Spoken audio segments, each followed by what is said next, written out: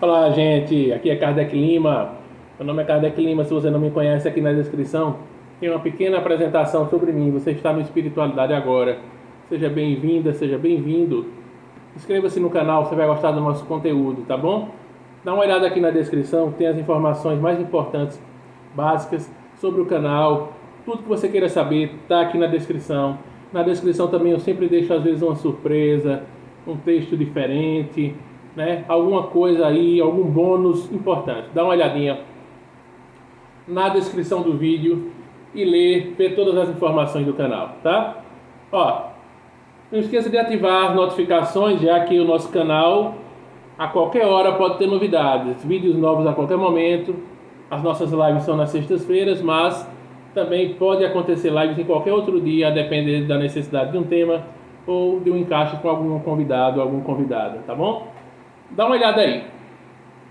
Olha, tem um grupo do WhatsApp também, se você quiser aqui participar. O grupo do WhatsApp tem os critérios, se você quer uma pessoa que já tem maior de idade, tá? E que queira fazer parte de um grupo de estudo, realmente interagir, conversar sobre expansão consciencial, espiritualidade, despertar espiritual. Se você queira de fato interagir, participar, se você está com esse perfil, entra aqui no grupo, tá? Só quem de fato está com esse perfil e tem esse interesse, entra aqui, tá bom? Vê só. Algumas pessoas têm perguntado sobre esses quadros aqui, essas imagens atrás. Algumas pessoas perguntam se eu sou da Umbanda, é isso, aquilo, outro. Não, veja, tem quadros aqui, esses dois quadros acima, que vocês nem conseguem ver bem, né? Ó, aqui, ó, esses quadros aqui acima, são quadros que eu comprei no Pelourinho, em Salvador, né? Tem a energia baiana, tem o axé, ó. Comprei no Pelourinho, em Salvador. E eles retratam aqui os orixás, como também retratam ali as baianas, né? A questão justamente, enfim, da exaltação à África, né, aos povos negros, etc. Isso é muito importante. Eu tenho em mim esse sangue, essa energia, e sinto uma ancestralidade muito grande quando eu vou a Salvador. Sobretudo essa região do Pelourinho, que também é muito interessante. Então, veio de lá. Então tem um axé aí, com certeza, bem forte, tá? E respeito muito a Umbanda, essa religião brasileira. Também tenho uma simpatia grande pelas entidades, as quais sintonizo com algumas e já trabalhei com algumas também nos meus momentos de espiritismo, né? Bem, quero dizer a vocês, sejam muito bem-vindas. Nesse vídeo nós vamos falar um pouco sobre psicanálise e espiritualidade de uma maneira mais sintética, mais resumida. Há um vídeo aqui no canal que eu já falo sobre esse tema, tá? Mas há pedidos de algumas pessoas, principalmente porque sabem que eu sou um psicanalista também em formação, e que gostam de psicanálise, que gostam de espiritualidade, solicitaram que eu falasse alguma coisa dessa visão, né? Imaginando uma situação de Jesus conversando com Freud, etc. Então se liga aí, que esse vídeo não vai ser longo, pretendo que não, vou tentar resumir ao máximo, mas vou conversar um pouquinho sobre esse diálogo existente entre psicanálise e espiritualidade. Se liga aí. Bem, gente, a psicanálise, ela tem uma fusão intrínseca com a espiritualidade. Muitas pessoas não conseguem compreender isso. E isso se dá porque geralmente essas pessoas estão vivendo ainda sobre pensamentos em caixas. E a proposta do canal aqui é de pensar fora da caixa e fora das caixas. No momento, todos nós que estamos buscando ter uma inteligência maior, uma compreensão maior da vida, nós temos que abrir a nossa mente. Quem vive com a mente fechada a novos aprendizados, aos novos saberes, nunca vai sair das antigas caixas, das maneiras antigas de ver as coisas e de ver o mundo. Então nunca vai achar possível coisas que são extremamente viáveis e que sempre foram possíveis. As pessoas que acham impossível o diálogo entre a psicanálise e a espiritualidade são pessoas que geralmente estão dentro de caixas religiosas. Então, você está dentro de uma redoma religiosa que você acha que a psicanálise é a psicanálise e a religião é a religião, portanto, o preto é o preto e o outro ali é o marrom, o outro é o vermelho, e tem que cada um viver só no seu mundo. E não entende que existe o diálogo, né? Ainda mais, as pessoas confundem religião com espiritualidade. É aquela velha situação que a gente nesse canal aqui tenta exemplificar e explicar. Religiões é uma coisa, espiritualidade é outra. Viver dentro das religiões, ou dentro da religião A, B, C, ou D, ou E, ou F, é uma situação. Viver a prática de uma espiritualidade, sobretudo de uma espiritualidade contemporânea, de uma espiritualidade que se viva no hoje, no agora, como é a nossa proposta aqui, é outra completamente diferente. Então, quando a gente fala psicanálise e espiritualidade, muitas pessoas acham que isso não é possível porque a palavra espiritualidade para elas soa como religião. Então, quando a gente fala psicanálise e espiritualidade, elas acham que é impossível o diálogo, porque vê espiritualidade como religião, A, B, C ou D. E mais do que isso, por estarem tão introjetadas de crenças limitantes, das mais variadas, e principalmente desse foco religioso, de religiões aprisionadoras, próprio protestantismo, vamos ter que falar isso. Geralmente os protestantes são os mais complicados para entender algumas situações, não querem entender, não querem ver, não querem enxergar, são aqueles que não querem enxergar realmente. Então, geralmente, tá? Não quero generalizar, mas de uma maneira geral, são os protestantes que mais têm dificuldade de compreender que espiritualidade é uma coisa, religião é outra, e como eles vivem sobre um fundamentalismo ferrenho e que não admitem outra conjectura de vida que não seja a vida que eles têm diante dos dogmas do que o pastor fala, então eles acham que não existe vida fora o protestantismo, não existe fé fora o protestantismo, fora as igrejas evangélicas, e enfim, aquela situação toda. Com isso, eles têm uma concepção de um Deus e de um Jesus totalmente desfocada, né? Distorcida. É o Deus do Antigo Testamento, é o Deus ferrenho, é o Javé, né? É aquela situação toda que a gente já sabe. É repetitivo, é cansativo até. E é o Deus punitivo, castigador, impiedoso.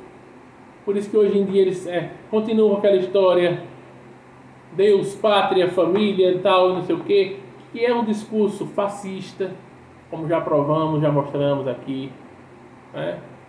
Então, é uma realidade que eles não conseguem admitir do diálogo, do bom viver, e de que as coisas são integradas. Então, psicanálise e espiritualidade, eu não estou falando de psicanálise e religião, primeira coisa.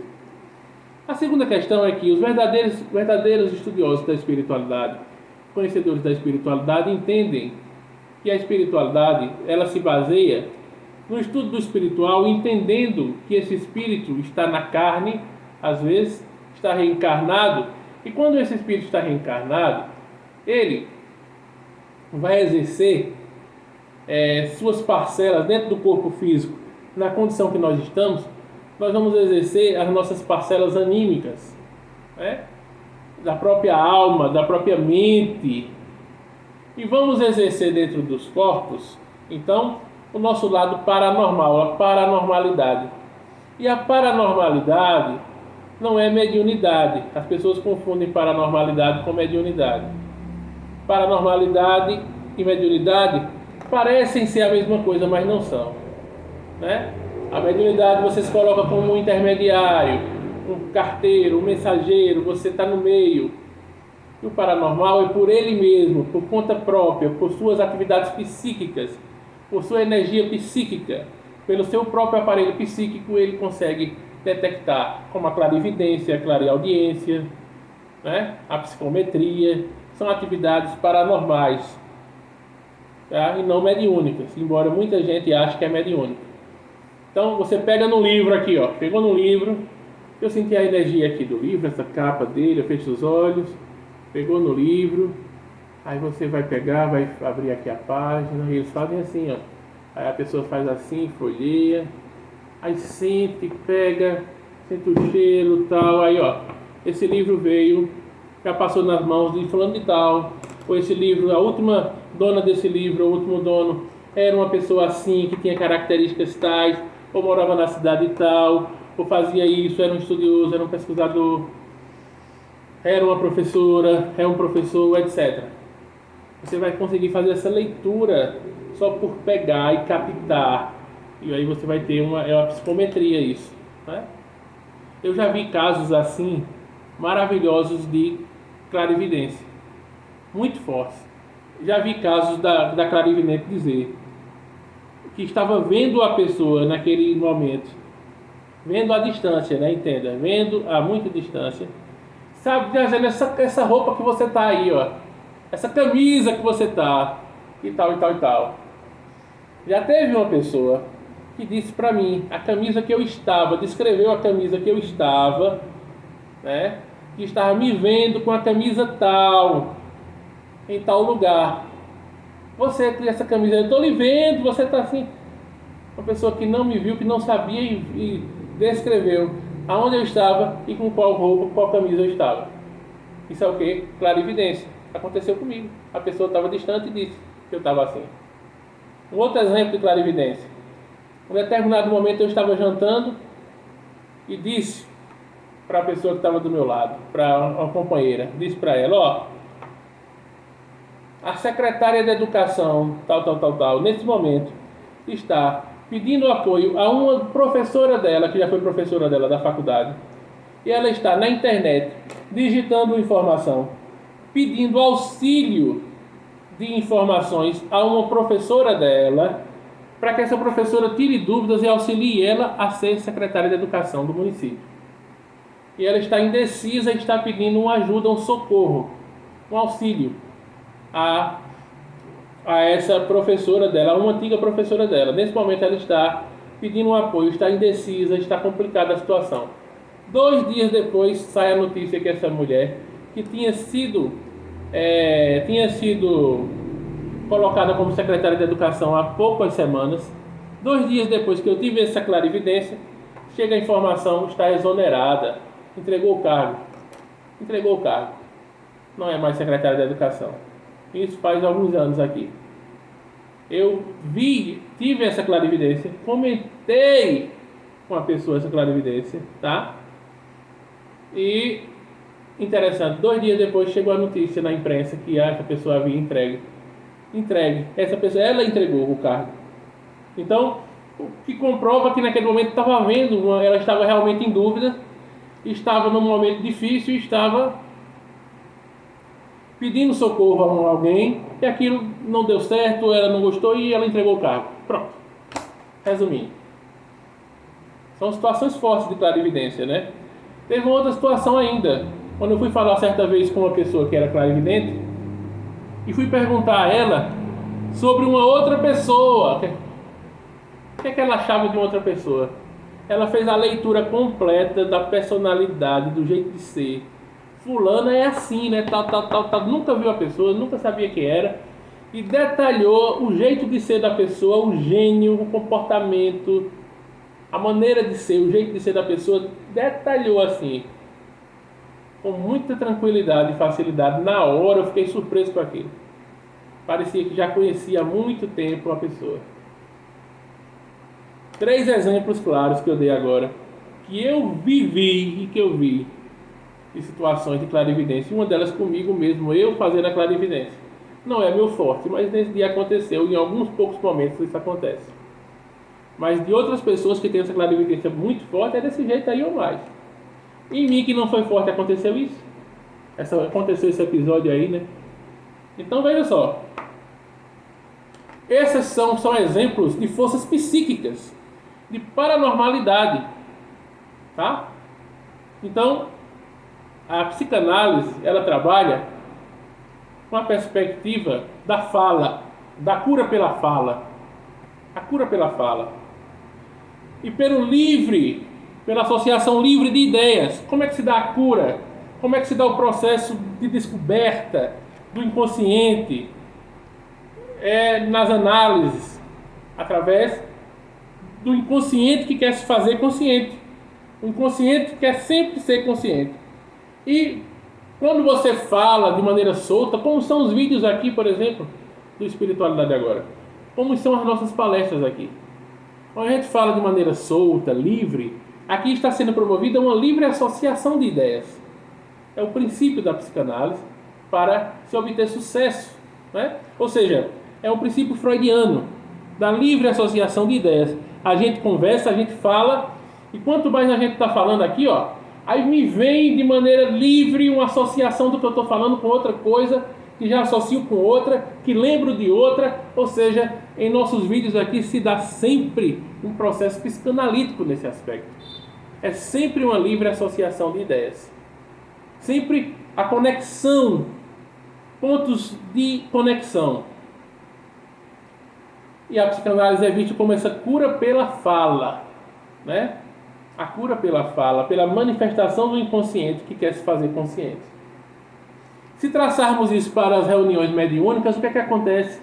O médium está em concentração, os médiuns estão reunidos em concentração, e eles tentam colocar para fora mensagens dos espíritos desencarnados, onde muitas vezes as mensagens que saem são da própria mente, da psique deles, ou seja, do inconsciente. As manifestações são do inconsciente.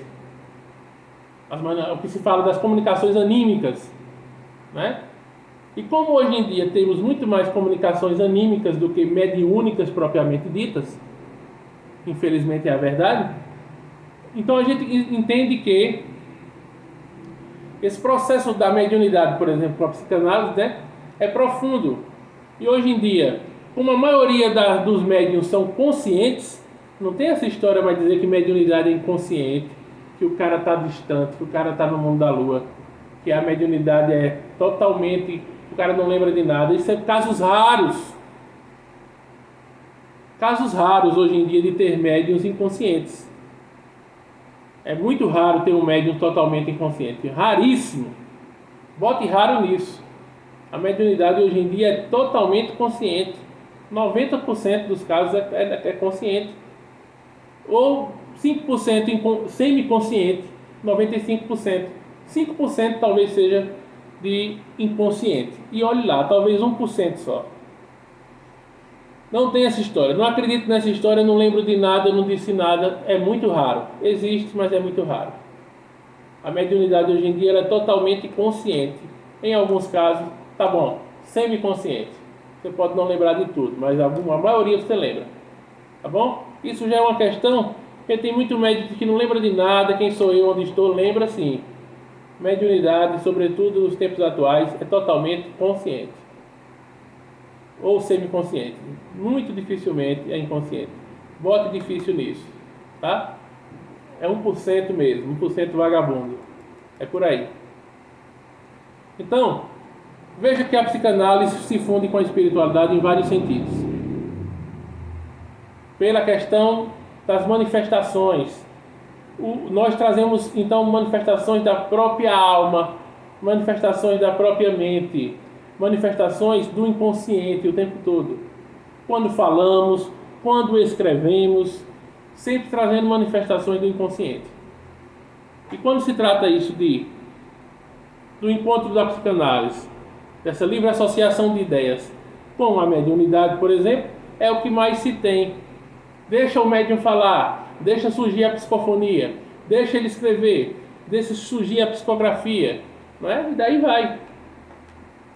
É daí que vem aquela frase que eu já falei algumas vezes, né?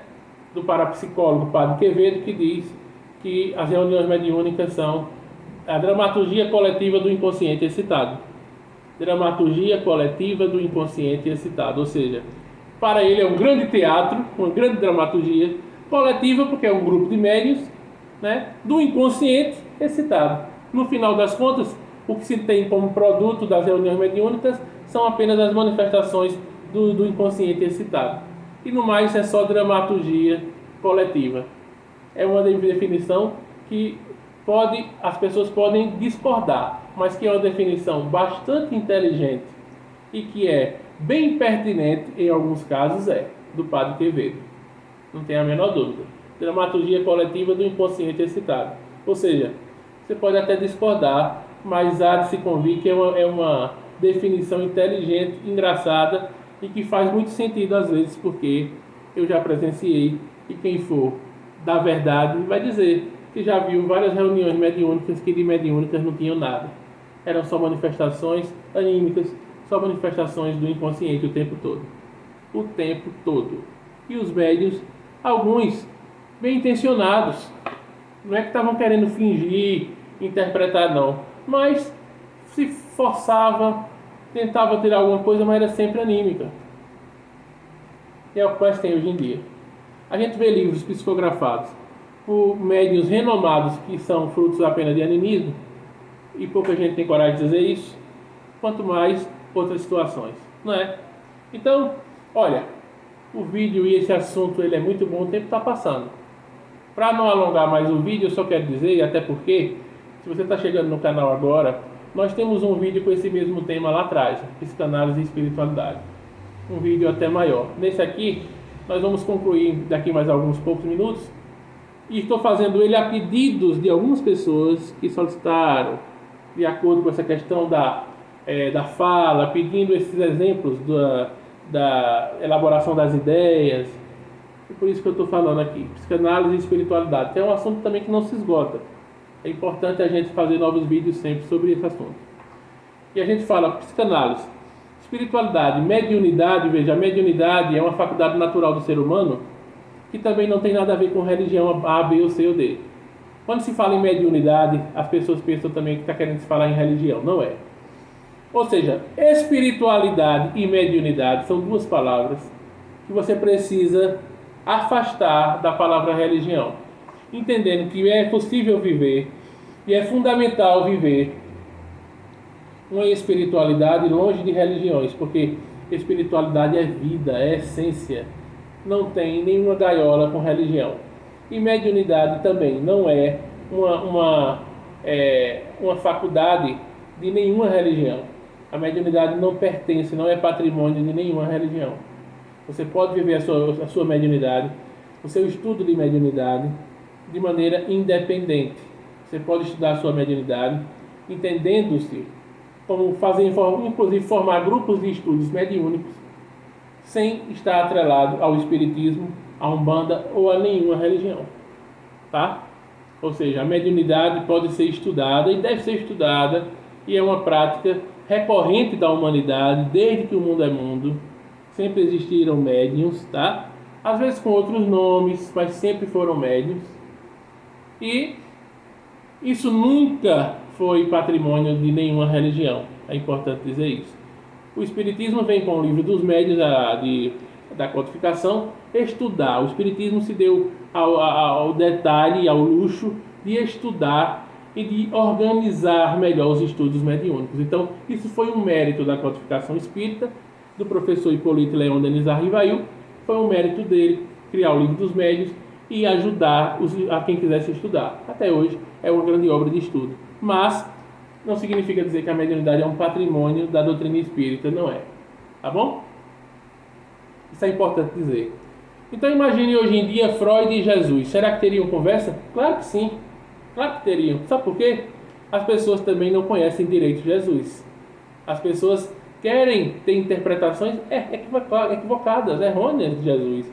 Jesus era um sujeito alegre, uma pessoa de boa, uma pessoa feliz, uma pessoa sem frescura, uma pessoa que estava do lado do povo. Qual era o comportamento de Jesus? Está ao lado de todo mundo, independente de classes sociais. Jesus ia comer na casa de Zaqueu, dos cobradores de impostos, dos homens de má fama, visto como pilantras, né? Jesus ia chamar, vou almoçar na sua casa hoje, viu? Aí, vamos lá, prepara um almoço gostosinho que eu estou indo para sua casa. E assim foi, Zaqueu desceu da árvore e foi preparar o almoço, e assim Jesus fazia. Jesus era um homem do povo, era um homem popular. Jesus andava ao lado de ladrões, de prostitutas, de cobradores de impostos. O que Jesus não gostava era dos hipócritas, da raça de víboras, que ele mesmo disse, os fariseus, como se tem hoje aí na sociedade. Então não imagine, as pessoas odeiam Freud, né? Odeiam Marx, odeiam Nietzsche, por plena incapacidade de pensar, por ignorância pura. Porque o próprio Jesus conversaria numa mesa tranquilamente com Marx, com Freud, com Nietzsche, os três juntos, numa boa, formariam uma mesa com Jesus. Então imagine aí um diálogo de Jesus com Freud, maravilhoso. Freud é um homem estudioso, um homem que teceu críticas fortíssimas à religião.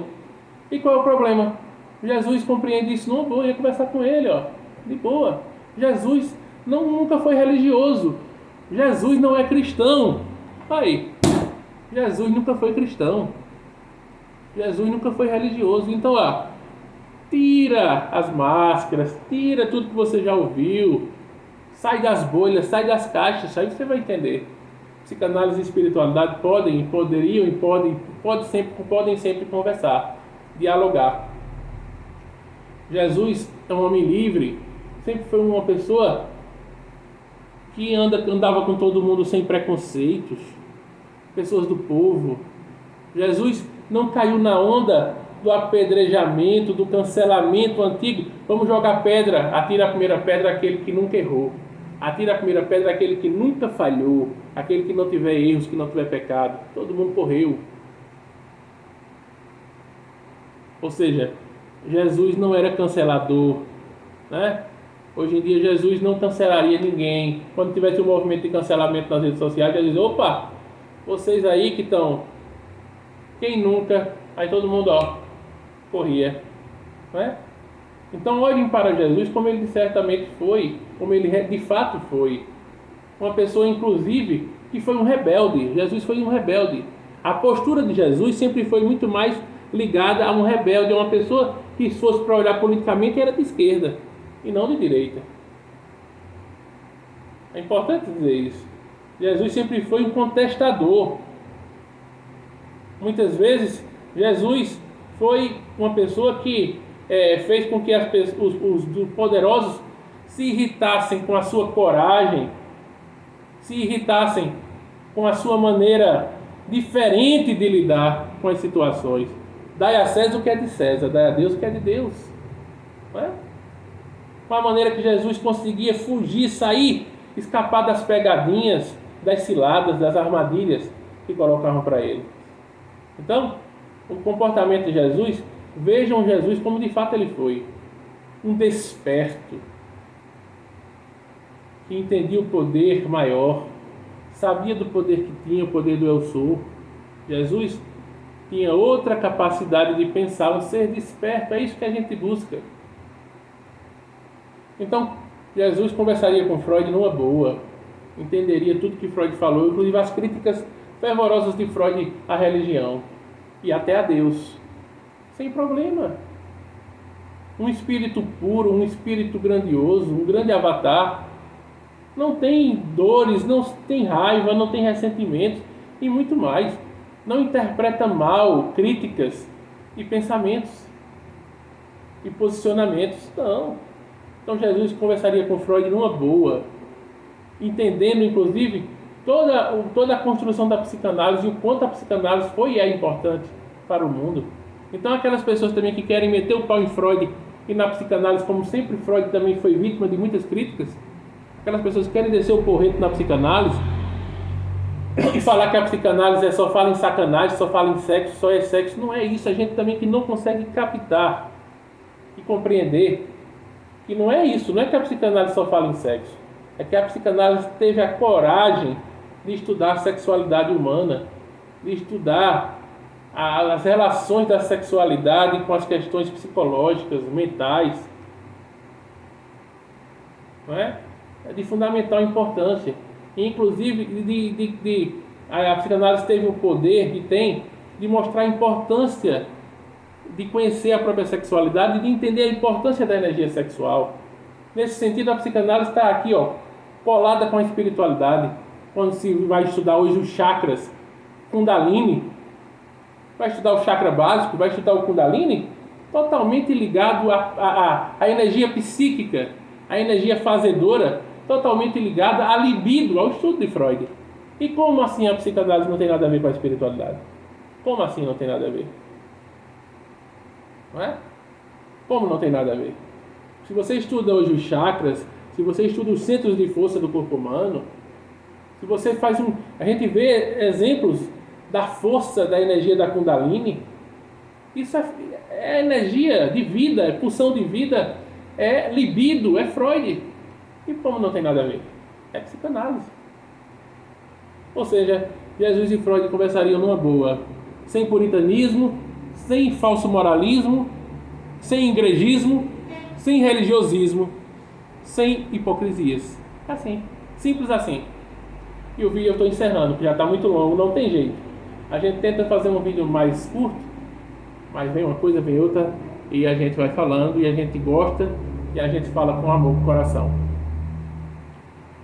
Dá um like aí, se você gostou, dá o like. Se está chegando agora, você é minha convidada, meu convidado a inscrever-se no canal. Tá? Sejam bem-vindos. Se gostou, deixa o like. Se gostou, deixa o comentário, interage, contribui conosco. Dá uma olhada na descrição, que sempre tem uma novidade, sempre tem informações novas e surpresas para vocês. Entra aí na descrição. Não esqueça o like, compartilhe o vídeo, inscreva-se no canal, ajude a gente. Um grande abraço e interage aí.